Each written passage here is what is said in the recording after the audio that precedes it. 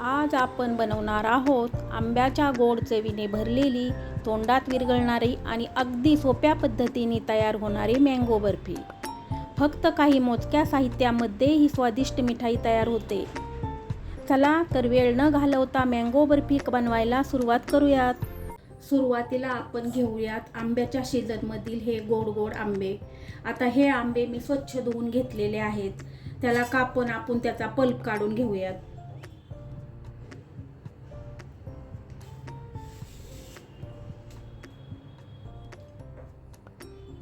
आता दोन आंब्यांचा साधारणपणे 1 वाटी पल्प तयार होतो. त्यासाठी इथं मी 2 आंबे घेतलेले आहेत.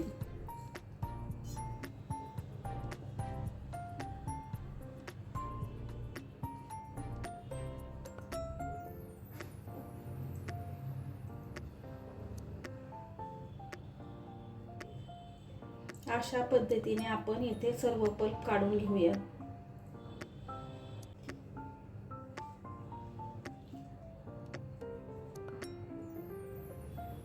आता इथे मी एक मिक्सरचं भांडं घेतलेलं आहे. त्यामध्ये आपण हा सर्व पल्प काढून घेऊ.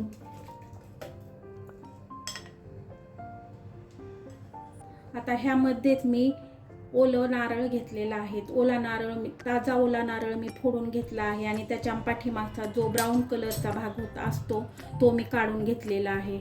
आता हा ओला नारळ हे आपल्याला याच्यामध्ये घालून घ्यायचा आहे. तसेच येथे मी 2 चमचे मलाई घेतलेली आहे, तीही यामध्ये मी घालून घेत आहे.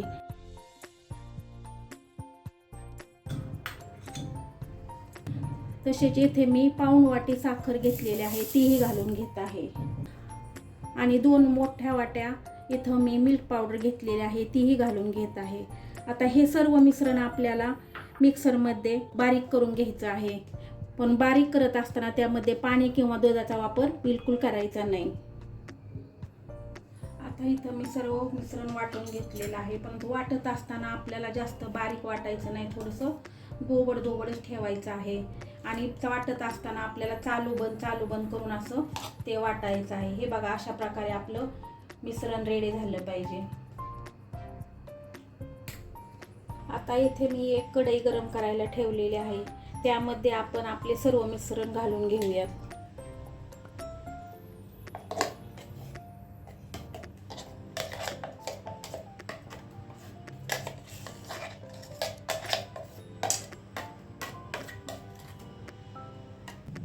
आता हे मिश्रण आपल्याला आटवून घ्यायचे आहे. त्यासाठी आपल्याला ह्याला असे सारखे हलवत राहायचे आहे, म्हणजे ते खाली व्यवस्थित परतले जाईल आणि चिकटणार नाही. काही वेळातच आपले मिश्रण घट्ट व्हायला लागते. फक्त हे हलवत असताना आपल्याला सारखं हलवत राहायचे, नाही तर हे खाली लागण्याची दाट शक्यता असते. आपल्याला अशा पद्धतीने ते सारखं हलवून घ्यायचं आहे. आता आपलं मिश्रण थोडंसं आटायला लागलेलं आहे. आणखीन आपल्याला 15 मिनिटं मी ह्याला आटवून घेतलं आहे. आणखीन 5 ते 6 मिनिटं याला आपल्याला आटवून घ्यायचं आहे. आता ह्यामध्ये मी फ्लेवरसाठी थोडंसं तूप घालते. तुपामुळं काय होतं, आपण जी बर्फी बनवतो ना त्याला शाईन एकदम छान येते. आता इथं मी 1 चमचा ह्यामध्ये तूप घालून घेत आहे. आणि ह्या मिश्रणाला आपल्याला आणखीन 4 ते 5 मिनिटं आणखीन आटवून घ्यायचे आहे.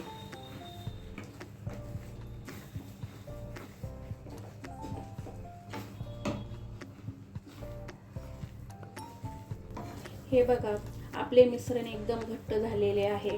त्याला असं तेल सुटून ते घट्ट गोळा व्हायला लागला की समजायचं आपले मिश्रण तयार झालेले आहे. तेव्हा आता आपण गॅस बंद करूयात. किंवा आपण असा चमचा घेऊन तो असा मिश्रणात उभा करायचा. तो जर सरळ व्यवस्थित उभा राहिला तर आपले मिश्रण बर्फीसाठी तयार आहे. आता इथे एका ताटाला मी तूप लावून घेतलेलं आहे. तुम्ही तुपाऐवजी बटर पेपरही वापरू शकता. आता हे सर्व मिश्रण आपण या ताटामध्ये काढून घेऊयात.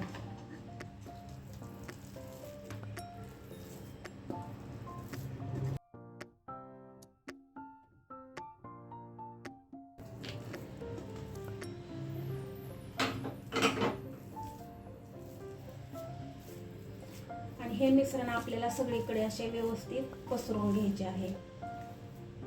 त्यासाठी इथं मी वाटीचा वापर करत आहे. या वाटीने आपल्याला हे मिश्रण असं सगळीकडं पसरवून घ्यायचं आहे. आता हे मिश्रण मी सगळीकडे व्यवस्थित पसरवून घेतलेलं आहे. त्यावर आता मी काही ड्रायफ्रूट्स घालून घेत आहे. ड्रायफ्रूट्स घालायचे की नाही ऑप्शनल आहे. तुम्हाला आवडत नसल्यास तुम्ही ते स्किपही करू शकता. ड्रायफ्रूट घातल्यानंतर त्याला असं हलक्या हाताने थोडं थोडं आपण दाबून घेऊया.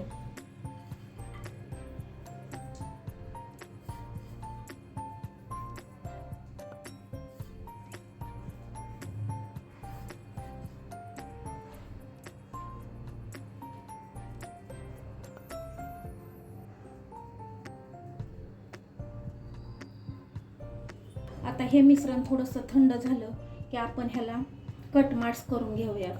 कारण थंड झाल्यावर ते व्यवस्थित कापता येत नाही, म्हणून आपल्याला हव्या त्या आकारामध्ये आपण ते आता कट करून घेऊया. येथे मी चौकोनी आकारात कट मार्क करत आहे. तुम्हाला हव्या त्या आकारात तुम्ही कट करू शकता.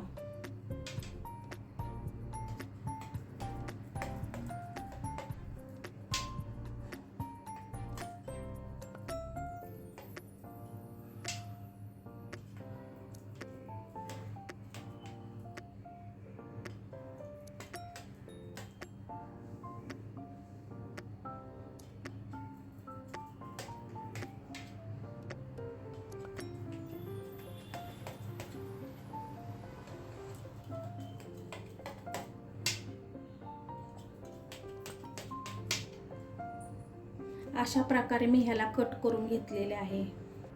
आता हे मिश्रण आपल्याला 3 ते 4 तास सेट होण्यासाठी ठेवायचे आहे. आपली बर्फी छान सेट झालेली आहे. आता आपण ह्याला काढून घेऊयात.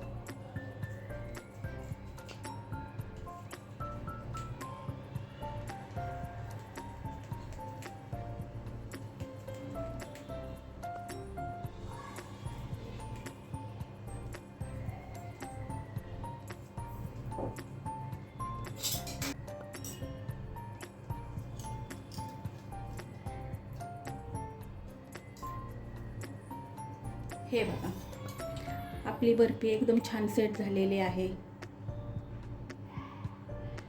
आता आपण सर्व बर्फी काढून घेऊया. ती एकदम इझिली निघते, ताटाला बिलकुलही चिकटलेली नाहीये. तयार आहे आपली मँगो बर्फी.